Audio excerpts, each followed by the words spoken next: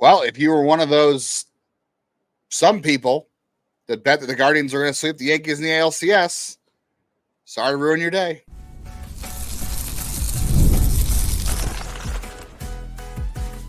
You are Locked On Guardians, your daily podcast on the Cleveland Guardians. Part of the Locked On Podcast Network, your team every day.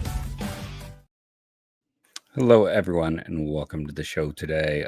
The game is currently going on as we're recording. You can join us right before Austin Hedges hits a 2-run home run here in the ninth, because I'm sure that is what is going to happen. But before that home run, today's episode is brought to you by Justin's favorite sponsor, if I dare say, Game Time. Download the Game Time app, create an account, and use the code LOCKEDONMLB for $20 off your first purchase. Talk about the Guardians' self-inflicted wounds in ALCS Game 1. Do you feel better about the Guardians maybe doing some things to beat themselves? Let's not give credit to the Yankees, but the Guardians certainly didn't help themselves out. And the game was somewhat close. It didn't feel that close. We'll get into that. And the Guardians plan to hopefully rebound in Game 2. Yes, this is definitely a game where all the wrong levers felt like they got pulled. And then some players felt like they were swinging with levers instead of bats. But first time, Jeff Ellis, one of the original hosts here on Locked On when it comes to baseball. Before that, I was a lead draft and prospect analyst at Scouting 24/7. And I didn't look up a number. And then I was your hitless favorite zero. We'll say zero. Zeroth favorite manager writer. See, I'm all discombobulated. Thanks to this game. I'm your null set favorite writer for every Cleveland sports blog that has or will exist. Jeff is reaching there worse than the Guardians did in Game 1. That's what he's doing there. I'm Justin Latta. I'm the other co-host. I have covered the Guardians minor league system since 2007. Places like Guardians Baseball Insider. I was the managing editor there for a little bit and all that kind of stuff. And currently a freelance with the News Herald and the Morning Journal.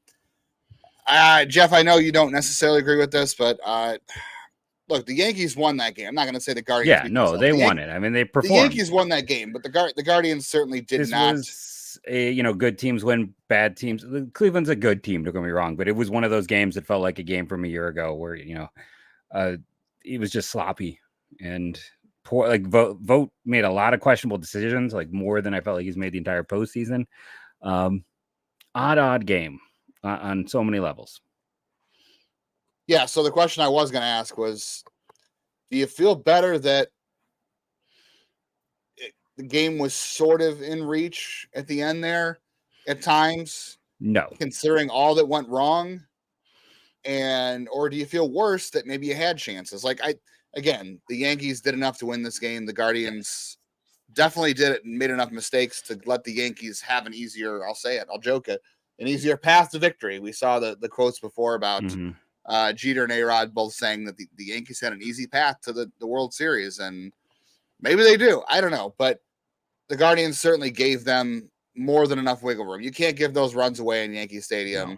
You can't have those self-inflicted wounds. So, it's one of those things where despite all that, Cleveland was within reach of doing something here to make it a game and have a chance, but also frustrating that even with those self-inflicted wounds, you didn't have a chance. The score was 5-2 at the end, and I don't know if it felt like 5-2.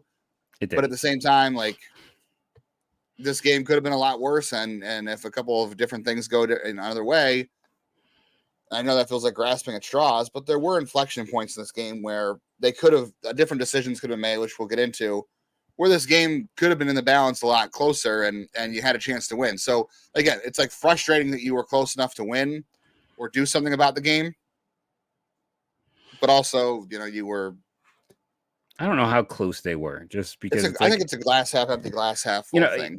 For me, the reason I was so quick to say no is because to me, this was one of those games that this is probably the game I thought they had their best opportunity in, if I'm being honest. Now, we know that the Yankees players who have faced Cobb have all kind of lit him up. And, I know people talk about Cantillo. To me, the most questionable pitching decision wasn't Cantillo. I know this will be a hot take. It was after you have to have the trainers come out. You let Cobb walk 2 more batters after that. Or was it give up the home run? Either way, the trainers come out and Cobb is still a mess. And It's like the trainers come out, they probably should have just pulled him at that point. And then Cantillo would have come in with a relatively clean inning and maybe things go differently. But it was all the wrong levers got pulled. You're facing a lefty. It's the only lefty starter you're going to face. This team's significantly better against a lefty. Rondon's pitch mix is not normally one that this team struggles against, but Rondon set a Yankees record for whiffs. They couldn't make contact today. I don't know how much of that was his stuff. He's always had good to great stuff, and how much of it is just poor swing decisions at points. We'll get into some players who have looked truly terrible in the postseason, but to me, it's like it was 5-2. It felt much further away than that. In many ways, it's kind of a miracle Cleveland only gave up 5 runs. And yes, 4 wild pitches, but I think you could have probably said that at least one of those should have been a pass ball. There was just issues all around. This was not a very fundamentally sound game. Weird substitutions, weird slow pulls. It was an off game. Unfortunate time for an off game, because I thought this was like almost a must win, because again, they matched up better, I think, with Rondon than they do with the next 3 guys up, but we'll see. I don't know. I mean, yeah, they do face lefties a lot. They do hit lefties a lot better. So there is that. I don't know if it's necessarily a must win. I think if you want to take one of the 2 in Yankee Stadium as a must win, I guess it's this one, because hitting Garrett Cole is a lot tougher, because he's definitely better than Carlos Rodon, and you do hit lefties a lot better than righties. So, and they struggle with velocity, and Cole has. And Rodon also had good velocity. He does, but he doesn't have Cole's level of velocity. Rodon's fastball is going to be a lot of hard contact this year, and that's what the Royals got on him in game 2 in the ALDS. Cleveland was not able to do that, and the chase rate comes into play in this one. I mean, again, like you said, you want to say it's a miracle they only gave it 5 runs. It probably is, and that's why I'm saying it's frustrating, because the pitching still kept it close enough. And if a few different things, like you said, we'll talk about Cantillo a little bit, but maybe going to a different decision in that outing. Bo maybe does a better job blocking. Maybe it's a closer game, and you're in this one. It's a low scoring game. So again, that's why I keep saying it's frustrating that it was as close as it was in terms of score, because a couple of different decisions that work your way, you have a better chance to win this game. And maybe something happens at the end there, and this game turns out differently, but it's also frustrating because you had those chances. But the chase rate is definitely the problem for Cleveland. Like the first inning, you had Stephen Kwan have a 9-pitch at bat against Rodon. He threw 22 pitches, and I'm like, okay, well, they didn't score a run in the first inning, which definitely stinks, because the first time through the order, Rodon has struggled this year. A 22-pitch first inning is certainly a decent outcome for not scoring a run, even though Cleveland really probably needed the early lead in this one. They didn't get it. You worked him hard in the first inning, and then he proceeded to throw 17 pitches over the next 2 innings. Like that first inning, whatever they were doing in the first inning, I know 9 of the 22, so almost half his pitches were against Kwan and Fry and Jose, and didn't do as much as Kwan did, but you at least had his pitch count up a little bit, but then you let it go after that, and everybody else just didn't have a good approach. I mean, he had more swings and misses than he had called strikes all day. I mean, they were chasing everything out of the zone, which again is not a surprise for this team, because they were 5th in baseball all year in chase rate. And we talk about guards ball and chaos and hitting the ball in play and running and forcing the team to make plays. That's all well and good in theory, but this has been the same offensive issue we've talked about throughout the year, is the lack of walks. When you don't, if you're not going to be a home run hitting team, and again, this is not necessarily a game 1 ALCS issue, it's a season long issue, but it popped up here. You can't just put everything in play. Like you have to lay off pitches you can't do anything with, especially when you're going to swing and miss. I mean, Josh Naylor, let's start there. We'll talk about Joey Cantillo, I guess, in the second segment, but Josh Naylor has had 62 career plate appearances in the postseason, or 63 career plate appearances. He has never walked in the postseason. 64 plate appearances is not a big sample overall, but it's a lot to go without a walk, even one. That's just a microcosm of the team. I mean, John Kenzie Noel, I know he had a hit in this game, which is, a miracle in of itself at this point. He missed a fat fastball down the middle, and then he proceeded to chase out of the zone too. Everybody chased. Brayan Rocchio's first at bat against Rodon, he chased. Yeah, he didn't have a great first at bat, but he made up for it. Oh no, Rocchio is continues to. We'll talk about him later in the show too. He's been a steady Eddie. I mean, Jimenez was chasing. Bo Naylor is also just a lost cause at the plate right now too. He has not had a hit this postseason, and none of his at bats have been anywhere near quality. So this offensive approach is not a surprise. Like you said, they had to get game one against Rodon, but this offensive approach is not a surprise. And the Yankee pitchers are going to follow this. They're going to look at this lineup and say, okay, these guys have no plate discipline. We're not going to give anybody in this lineup a strike, especially not Jose Ramirez. Nobody in this lineup is going to get a strike until they prove they deserve it. That's going to come back around the rest of the series for them. So if they're going to have a chance to win this series, they've got to go out and work some walks, because otherwise the Yankee pitchers are going to exploit everything the rest of the way. No, agreed. There's no reason to. I mean, like, you know, the amount that Josh Naylor is expanding is worrisome. Like it's really bad. Like he is just chasing everything right now, and it doesn't matter if it's like 2 feet outside. You can't be a team that doesn't hit home runs like the Yankees and also not walk. The Yankees do two things very well. They walk and they hit home runs. That's where their offense comes from. The Guardians need to create base runners, because if you're not going to get the big 3-run homer, you've got to work some walks so you're not dependent on BABIP luck. We've talked about this all year. I feel like we're saying the same thing over and over.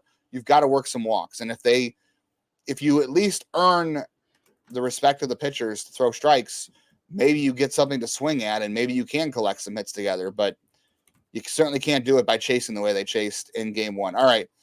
We've talked about the offense. We will talk about the pitching side of things that are an issue, and we will get into how the Guardians can respond, hopefully, in game two. A lot of playoff baseball action going on. There's a lot of stuff going on. That you got basketball heating up, getting ready to go. The hockey's back in action. College football's in full swing. I know there's concerts. Like I said, there's a lot of concerts on my docket for next year I want to go to. Game Time is the app I am going to use to get those concert tickets so I don't go broke, quite frankly, because you can get the best prices closer to the event, whether it's a baseball game or a comedy show or a concert. You can get those tickets, good prices at the end. And Game Time is going to give you the all-in pricing option you can turn on to find the best option so you know what you're paying. They also can show you amazing deals, super deals, to tell you if you're getting a good deal on where you're finding those tickets at the last minute. Game Time takes the guesswork out of buying MLB tickets and more with Game Time picks. Download the Game Time app, create an account, and use code LOCKEDONMLB for $20 off your first purchase. Terms apply. Create an account and redeem our code LOCKEDONMLB for $20 off your first purchase. Download Game Time today. Last minute tickets, lowest prices guaranteed. Get the national perspective on Guardians-Yankees Game 1 if you want more. And then check out more about the Padres. Wow, Padres are long gone. The Dodgers-Mets series so far, tied at 1. It's been a good one over there. Check out our pal Sully at Lockdown. It'll be for more on that. Part of the Lockdown Podcast Network, your team every day. So one of those things we talked about, Jeff, in the first segment, about decisions that could have worked out to make this game closer, to make it feel like, again, I still feel like a lot of this was self-inflicted. The Yankees essentially got 3 free runs because of walks and wild pitches and bad blocking. So at that point, you're kind of looking at a tie game, maybe a 3-2 game. You know, the sac fly by Judge ends up being a product of bad command and bad blocking. And then there's this decision to leave Sobrowski and to face Stanton. There's that issue right there. Let's start with Cantillo, though. Joey Cantillo has 2 major league relief appearances. One came in the regular season, and then one was in Game 3 in the LDS. He's never come into a game in his career that I'm aware of, not in the major leagues, I don't think in the minors, where he's ever had runners on. I understand at that point of the game, you definitely needed a pitcher to come in to bridge you to wherever you thought this game was going to go, to the next reliever that made sense. I wonder if Eric Sobrowski, who's had experience coming out of the bullpen with runners on before, might have been the better choice. And I'm sure that's going to be asked to vote, and this is second guessing. Because again, if Cantillo comes in and does a great job, we're like, what a great job. But he also has never been in that situation before. This is a guy who's pitched at Yankee Stadium once in his career. He got hit around pretty hard in that start. We know he has trouble with control at times. I just wonder if that was the right decision. I mean, he walked 3 batters and threw 4 wild pitches. I mean, it was darn near Rick Ankiel right there. I hate to say it. So was it the right call? No. I can understand a base of logic with it just due to like, okay, he had been good in the previous playoff game. You've got Austin Wells coming up, who we talked about has significant split differences between righties and lefties. And they needed length. Now, putting him in, I think, like I said, you probably should have gone with Sobrowski. Like, let's be honest. I didn't want to go with Cade Smith there. I know a lot of people like if you put Cade in, it's almost too early for him. Like, just because then you don't have him for tomorrow, really. Like, you're likely putting him in a situation. That's not true. I mean, depending on how they deploy him. Off day on it's back-to-back days. No, you don't waste them for tomorrow. I'm not saying Cade would have been the right call there either. It was too soon. Yeah, it was too soon for Cade. I don't want to throw him. I don't want to throw him out there. And it's a 7-game series. Like, I don't want to necessarily. If it's not a situation where you're up, I don't want them to get familiarity. Like, it's like there's a degree of that as well. Like, you have all these guys there. You have to trust somebody. Cantillo, wasn't the right guy. I can understand the logic though. Like, we need innings. We need, there's lefties coming up. The bottom of the lineup is poor against lefties. I can understand a lot of the logic. Then Cantillo is a disaster show. And then, like, if you look at him, like, everyone got mad because he didn't cover home plate on the wild pitch. And then, like, when he finally gets that K, he looks so relieved to the point I was like, you can't send him back out. Like, he's not trusting in himself right now. And then they did. And I was like, oh, my goodness. 2 more wild pitches on top of that. It's like, and he was allowed to walk Torres and Juan Soto. Yeah. It's like, the judge. Why do you send him back out in that situation? Like that is almost as questionable as there. And the same thing, like, man, with Alex Cobb and his arm they said he doesn't have, his arm strength isn't there. He threw out a guy who was known to have an arm strength that, like, at the same time, it's like, what other choice? The choice was like to start Cantillo, or because Gavin Williams has been sent to the negative zone, so you don't have access to him, I guess. But he has his own sets of issues, if I'm being fair. I'm just teasing. But, like, it's a situation where leaving Cobb in, going to Cantillo, leaving Cantillo in, those are 3 hugely questionable decisions. And we haven't even talked about the weird pinch hitting choices. Yeah, we'll get to that towards the end here. Yeah. Cobb didn't really have arm strength issues. When they were talking about that in the air, they were talking about how that was the challenge for him while he couldn't really throw all of his pitches, was trying to keep his arm strength up. His velocity was up all night. He didn't have velocity issues, so it's not really an arm strength issue. It's just his pitch mix. We talked about it was a bad matchup against the Yankees, and his control wasn't necessarily there either. Yes. I mean, he allowed 2 base runners per inning, every single inning. He was playing with fire, and he didn't miss it. He didn't miss any bats. He got 1 swing and miss. He got some good framing from Bo Naylor. He did. I mean, without Bo, he would have been out a lot sooner, just because of there would have been a lot more walks. He was not good. Yeah, the walks were the big issue for me. I mean, he gave a lot of hard contact too. So actually, I mean, it all overall wasn't good. The first inning, I thought, okay, he bent, but he didn't break. I thought if he can do that a couple of times, maybe he walks out of this with 4 innings and 2 or 3 runs. That's what I was hoping. I was like, all right, if Cobb gets through this with 3 to 4 runs in 4 innings, 2 to 3 runs, not 4, 2 to 3 runs in 4 innings. That to me was like, okay, given how this is going in the first inning, that was going to be a win. But yeah, the Cantillo thing to me was the biggest inflection point of pitching. I just think bringing him in for the first time in his career with runners on, especially that part of the lineup. I understand, like, you had 2 lefties up. You had Rizzo and Verdugo, who both struggle against lefties. It makes sense. Sobrowski, you go Sobrowski there, and then maybe the top of the 3rd, you go Sobrowski for Torres and Stanton. I know Torres hits lefties well. Or not Stanton, Torres and Soto.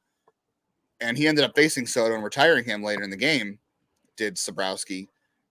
Soto destroys everyone and everything in his path. He is like the Death Star, man. Like same thing with Judge. There's no stopping him. But the platoon advantage is your best option, and it worked with Sabrowski versus Soto. So the option there would have been let Sabrowski snuff out Rizzo and Verdugo, hopefully, get to the next inning, bring Sabrowski back out, hopefully for Torres and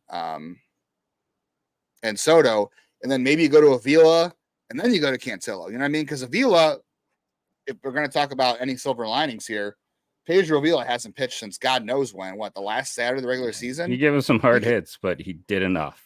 He stays off the barrel for the most part. Like the guy finds a way to gut through every outing. 31 pitches, and the one saving grace about this game you can say is that look, Cade Smith didn't pitch, Tim Herron didn't pitch, Hunter Gaddis, Manuel Clase, those guys got another day of rest.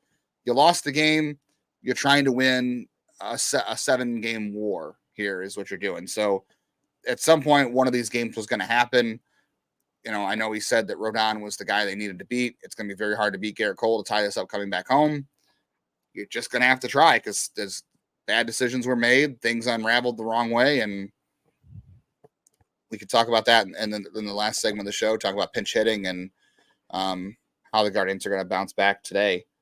Walters, I'll say Walters kind of, I don't want to say completely redeemed himself because he had a walk and he threw a wild pitch, and but he was better than he was against Detroit.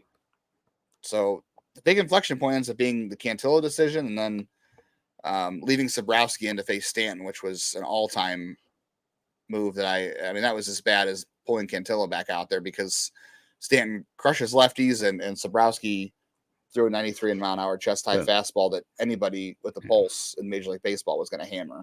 Unfortunately, because Sabrowski was good until then. Yeah. He just was left in one batter too long. I mean, he made the bad pitch, but I think Vogt should have pulled him before he was allowed to make that pitch. Yeah, I will say though, it's like at the other side of that is, if they only scored 2 runs, they probably weren't going to win anyways. Correct. You don't win with 2 runs in Yankee Stadium, but again, you also gave them 2 free runs, so. You know, should it have been 3-2? You know, you gave him a free run by letting Sabrowski face Stanton, which everybody kind of knew was going to go badly. And then, you know, Joey Cantillo, as long as he was allowed to throw, was a mistake. You gave him 3 free runs right there. You did. I just think in general, helped them out too. You know, there was enough. We have enough. That's why it's frustrating because you gave them extra runs. The Yankees don't need help scoring extra runs. You did do that, and yeah, you're right. 2 runs is not enough to win in Yankee Stadium most days of the week, but you gave them free runs, so all you had to do was get a little bit lucky at the end of the game and you have a chance to be in it. That's why I say it's frustrating because the Guardians should have been in this game. It just, you know, like I said, 5-2. Their offense was deeper. Too much of a mess to actually keep them in it enough, and then they made some weird choices and the pitching wasn't good, and here we are 0-1. We got to come back and talk about the pinch hitting situation, I think, too, as well as kind of where we go from here. Yep, absolutely. But first, let's talk about the wonderful people over at FanDuel. I assume they're wonderful people. I don't know about them. I've never met them. But right now in this Guardian series, my FanDuel page decided to move all on its own. As you would expect, the Yankees are the favorites tomorrow. Over under is 7. Plus 128 to the Yankees. Minus 154 for Cleveland. I am not the most knowledgeable in these areas. If those sound smart to you, you can check that out. You can also do a home run parlay builder or a hit parlay builder. I don't know if I'd do a home run parlay builder for Cleveland with who is on the mound for both sides tomorrow. But NFL fans, you can start the season with a big returner on FanDuel, America's #1 sportsbook. So when you get a hunch in the middle of the game, you can check out the latest stats, view live play, and so much more on the same page. Replace your bets. You get started with $200 in bonus bets, their biggest guarantee when you place your first $5 bet. That's FanDuel.com. Check out the action tonight in ALCS Game 2. It's Tanner Bobby versus Garrett Cole on your Sirius XM app. Just search Guardians or Yankees if you want to hear the Yankees broadcast. I don't know.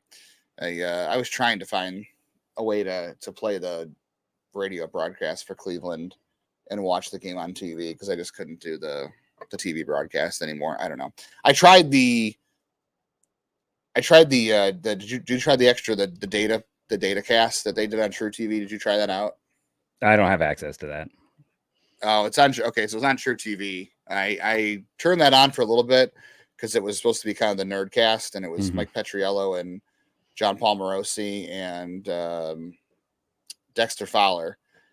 I watched like a couple innings of it, and the information's good. I love information, but it felt like there was no enthusiasm. There was no excitement. Like it was just a lot. They need you know what they need to do, honestly, is to appeal to a younger viewership is do something like the NFL did with like the Nickelodeon broadcast. Like I know it's late at night, but they need to do for some of these day games, some like do a fun kids broadcast, like do stuff like that, do things to appeal. Because I feel like when I talk with kids at school every year, less and less are interested in baseball. That's funny because you know what, my wife's school this week is doing a Guardian Spirit Week. And so everyone's encouraged to wear their Guardians gear. It's easy when they're in the ALCS, right? It is, but I mean, I feel like she said everyone there was wearing Guardian stuff. So I feel like she teaches at an elementary school, and she said everyone there had Guardian stuff on. So yeah, it is easy. So I feel like there's still interest. It's just, you're right. It could be because of the excitement right now. Hopefully the excitement continues for them this morning in class. We'll see. All right. You had Kyle Manzardo come in for Jhonkensy Noel in the seventh inning. Yeah, Manzardo was having great a at bat, and then he got destroyed by that slider, which it is what it is. But yeah, you had Manzardo there one time through the one-time pinch hitter there, and then you were forced to go to Will Brennan and Austin Hedges for some reason as a pinch hitter. But we didn't really talk about Bo Naylor as a defender. He had gotten better this year as a blocker throughout the year. Like we came into the year worried about his blocking, and it was bad early in the year.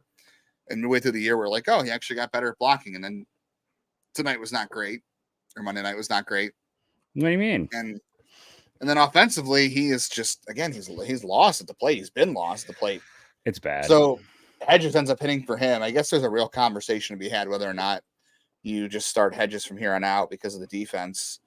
I will say, like, the one thing you can say is, like, the reason Cobb lasted as long as he lasted is like Bo's framing Hedges frames just fine. I know, but it's like I'm trying to find a positive, man. Like his framing, just seems to really fool the umpires at the bottom of the zone, which is you can't put lipstick on a pig, man. This is leading to a small point. I swear. What I would like to see is with framing data is to see where guys frame. Like, I think it'd be interesting to take that data to the next step and see if, like, maybe Naylor is better at the bottom of the zone where Hedges is maybe left to right. I'd be curious to see more in depth. You can find that on StatCast. That's out there. Yeah, we just don't have time to get into it today. But yeah, Manzardo for Noel, looks weird in that spot right there. Because it cost you two guys. Yeah, you had to bring in Daniel Sheeman. And you have a limited bench. I guess they were saving Brennan to pinch hit later in the game for Fry, which is weird. I would have rather pinch hit Schneeman or put Brennan in right field. Yeah. You might as well just pinch hit Schneeman as the DH, because I guess the reason you it doesn't really matter at that point. I was going to say, I guess like if weird things happen, you could move Schneeman to another position, but it's like if you pinch hit Brennan for the DH, you can't move him off DH anyway, and you have nobody else to cover other positions. So it didn't matter. I would have rather had Brennan out in right field and then just pinch hit Schneeman. I would have left Fry in to hit off of. I mean, I would have brought in Manzardo. Like, they should have saved Manzardo for that situation. Yeah. Yeah. Like, that's the thing. Like, doing it the way they did was really weird because, again, we've talked about the thing you don't want to do. And the reason I didn't love when he pinch hit too early is you don't want to get away from what you did. Like, and they've always done the pinch hitting one, it's like, so again, for some reason, Vogt is getting away from what they've done, which is not a strategy that's been successful for them. And I lost my train of thought for half a second. It'll be back. The other reason that, like, I don't love just the way that was handled in that moment there, it's like, you're costing yourself the additional depth. And it's like, if there's nobody on, like, I'm almost fine with letting Noel hit. Maybe I know he hasn't done anything, but like maybe he falls into something. Not very likely, but it gives you, that I remember. And everyone's like, but Brendan's our best pinch hitter. That is a small sample size. You cannot say he's your best pinch hitter. There's not enough data there to back that. It's so limited. That would be like saying that, I don't know, that I don't have a great counterpoint, but yeah, you can't say that you're saving your best pinch hitter. Stick to what's worked. Don't buy into a small sample size. That was a very silly situation, especially because Manzardo, if you want to look at sample size, At the end of the year, he was their most effective hitter. So save him for the more high leverage situation, not 2 outs, nobody on. And he had a great at bat. It would have been so much greater, like in that situation where then Brennan looks completely lost against Weaver. I wonder, it would be very hard to get by in this, but can you get by with your roster the rest of the series by, okay, Fry is in against lefties, which, you don't see Rodon again until game 4. He's not going to play.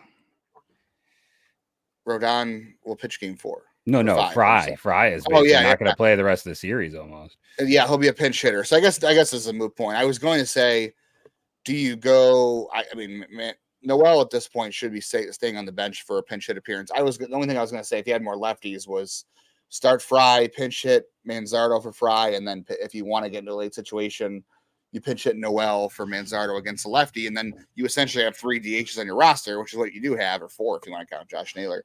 I don't know if you can get through a series like that, but you're right. It doesn't matter because there's no lefties left. It's a couple of relievers. So Noel should be, stuck to the bench the rest of the series, except for pinch hitting opportunities, because I know he got a hit in this one, but he gives you absolutely nothing. I mean, he missed a fat fastball in the middle of the plate, and then he started chasing. All the people, I know where people are going to talk about this.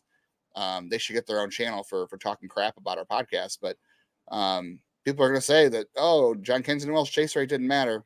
Everyone's chase rate matters. Look how bad it was in this game. His matters the most, even though he got 1 hit. So it doesn't matter. Will Brennan should be in right field the rest of the way. And then I guess you have to pinch hit Noel for him if a lefty comes in, and then you're stuck with Stream in right field, who also had a shaky outing in the outfield, but he also hasn't been in the field in weeks. So yeah, there's that too. Like, there's a part of me, and maybe I'll get in trouble for this. Like, with the way that we have seen Noel play, I almost would have preferred to keep Martinez on the roster over him. I know that was never going to happen, but it gives you more flexibility. He's a switch hitter. This year his splits were pretty even in the minors. I know that's definitely not the case overall, but it's like Noel has been so abysmal that and if he's not on the roster, they can't overuse him. And that was really my biggest complaint in the ALDS is like, dude hasn't hit since August. And if even then it was middle of August, it's been, the league figured him out, and now we're just kind of stuck. He did have a single, good on him. It was his first hit of the postseason. It leaves, Bo Naylor is the only regular who's not reached base. But yeah, I don't know. It's just what I think. Hopefully they'll take a step back like they did after the game 3 issues and be like, okay, we got away from ourselves. We made some poor decisions. We did things we don't normally do. We tried to either get too cute or we overthought, and hopefully they'll get back. Like I said, I can at least kind of defend the logic, and Cantillo still wasn't the right move, which I don't think I expressed well on Twitter when I was trying to explain it. Like, I can understand the logic, but it was not the right call. The pinch hitting, it was weirdness. Some of the decisions, like leaving Sobrowski, and then Sobrowski, hey, credit to him, came and got the out after the home run, but still, I think it's definitely a game where you look at it and you're like, yeah, we got a little too clever for our own good, and it cost us. Yeah. 3 more quick things before we get out here. The one guy you could say that keeps showing up is Brayan Rocchio. Yeah, got a home all the run credit in the world, a hit, and he got an interference call that got him to go to second base, which was smart play. We've joked a lot this year about not calling the professor. That was a brilliant move right there. Yeah, he has been their most steady. I mean, Quan too. Quan had another hit in this game too, but no, Rocchio was if I was doing 3 stars again, we don't have time for box score bingo, but it'd definitely be Quan and Rocchio would be 2 of the 3. I'd have to really look at the box score to figure who else would be, but those 2 are easy. Probably nobody else, but yeah, it was a good game from Rocchio, and he keeps hanging in there. I would consider. I know you said some of the low strike. I have to look at that, but I would consider putting Hedges in there, and then because it's so bad that Hedges is 2 of your losses this postseason. So they've now lost 4 games in the postseason, right? Or 2 or 3 games. 3 games. 2 of your 3 losses this postseason. The last out has been Austin Hedges. You cannot lose a game with Austin Hedges as your last hitter. He needs to be in there when you're winning. So either he starts and he stays in there because you're winning for defense, or you're losing and you put Bo Naylor. I know Bo Naylor has been a train wreck offensively too, but if you're going to take one of the 2, it's going to be Bo Naylor. And if all things are equal defensively, outside of Bo's, horrid blocking in this one and framing and all that, like, you might as well end the game with Bo if you're losing out of all things. So maybe you consider moving to Hedges. Real quickly before we talk about how the Guardians can win game 2 today, I know there were some questions on Twitter about why Ben Lively was left off the roster. And Stephen Vogt said, like, it was a tough decision. We didn't want to do it, but we felt like it was the best for the team at this point, or whatever it was. He just said, it was just the way we had to go. It made sense to add Avila because he's had experience going multiple innings and being able to come back the next night and chew up innings out of the bullpen. Yeah, Ben Lively has not done that in his career, and he also wore down at the end of the season. He did that a little bit in Cincinnati. Like, that was his role for them, year. But he hasn't done it this year.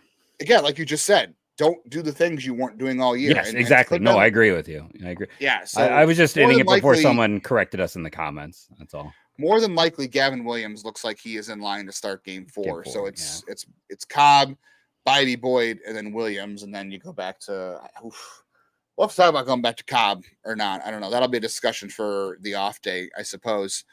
If you want to look at anything for the Guardians to come back in game 2 and take this thing home to Cleveland, I mean, it does start with hitting Garrett Cole, and the Yankees were able to get the script in order perfectly. Like, the Tim Hill thing didn't work out for them very well. I will say he was not good. You're gonna have to hit Garrett Cole. I mean, what the Yankees want to do is they want to get 6 innings out of their starter minimum, and they want to go to Tommy Canley. They want to go to Clay Holmes. They want to go to Luke Weaver, and they'll pepper in Tim Hill if they have to against lefties. That's their script, and it worked well for them in game 1. Garrett Cole probably will go 7 if things are going well for him, and you'll face Holmes and Luke Weaver again. I guess the one thing you can say in this game is they got Weaver in for a 5-out save, and you get a look at him, and he walked 2 guys, and he should have walked 3 because Josh Naylor swung at everything that was in the Milky Way. Should have had a couple of walks, but you didn't really chase. You chased him everywhere. But the thing for Weaver is, like, he's thrown 90-something innings as a reliever this season. He is a multi-inning guy. So a 5-out save is not a big deal for him. Now, will he come back in game 2? Maybe, maybe not. But they can also come back with Cole for 7 innings and go to Canley and Clay Holmes and sit Weaver. So the Yankees are in a good spot for game 2. So I don't even know if you can say, like, the Guardians chase everything. I don't know if you could say, like, go into game 2 and don't chase, because they're going to chase. Like, I don't know. They've avoided that profile last year's draft. You saw that finally start to be like, oh, maybe we don't want everyone to be high contact. Yeah. I don't know. I don't know if you can say, like, don't chase anything on Weaver. But the thing is, Garrett Cole throws strikes. He doesn't really walk guys. So, like, you don't have a choice. So maybe him being in the zone will be better for you because he doesn't walk guys. Maybe that'll help you. I don't know. They need to find a way to get on base and run. We didn't talk about this in the ALCS preview show, but Austin Wells does not throw out runners very well. If you can get on base and run, you got some chance. Jake Rogers. You can get on base and play some guards ball. Make things happen, run the bases, see what happens. But you got to get on base to do it first, which means getting more hits and drawing some walks for a change. I think you're going to want. Walk? I've never seen one of those. I mean, it's a mythical creature, right? I don't think they exist. I don't know what walking is either, so I'm sure someone's going to make that comment. And then, Tanner, you're going to need at least 6 innings out of Tanner, which I think he can. I don't know if he can. Well, I think he can do it. It's he's got 2 postseason starts under his belt. He doesn't have any real meaningful experience against any of the Yankee hitters. Like, nobody has more than 3 plate appearances against him. So it's hard to draw. Like Juan Soto's 1 for 3 off him with a walk. Juan Soto crushes everybody. Who cares? Like, it's 3 plate appearances. You can't draw anything. Guardians versus Garrett Cole. Jose's got great numbers. And we didn't talk about this. We're out of time here, but Jose had a chance there in the 8th inning with 2 on. He didn't come through. We said Jose's story. He's got to shake out of this. He's got to come through. If he gets a big hit there, this game is a lot different. So Garrett, he has got great career numbers off Garrett Cole. It's 30 play appearances. It's limited, but it's something. Got to have a good game from Jose. I've been saying it every day, but if the Guardians are going to win the series, it's got to be a big Jose day, especially against Garrett Cole, to bring this home 1-1. And the other thing I'll say this big too day. Hip, hip, hooray. Let's hope. Look, this was never going to be an easy series. The Guardians struggled against the Tigers to win 3 games out of 5. And should that be a precursor to saying they're going to struggle with the Yankees? Sure, you can say that, and that's fair. But let's remember, weird things happen. The Guardians played a really good year. They beat good teams all year. This is going to be an intense series. It's going to be a roller coaster. It's a 7-game series. You're trying to win 4 out of 7. Now you got to win 4 out of 6. It's a long series. Again, you're trying to win a war and not a short battle. So you're going to need some patience. You're going to need some resilience. And this is where I know Stephen Vogt made some weird decisions in game 1, probably, but this is where his calmness and his confidence has to come into play. We didn't win today. We're going to be fine. Come back tomorrow and we'll see what happens. That's what they're going to have to do. They're going to have to stay steady. No, I agree. That's the thing too. Like the one thing all the things on today were about is how much a crapshoot the postseason is. Like how it's going to be. Like, anything can happen. If it was all going to play out by script, the Mets would be nowhere. Wouldn't be in a 1-1 tie.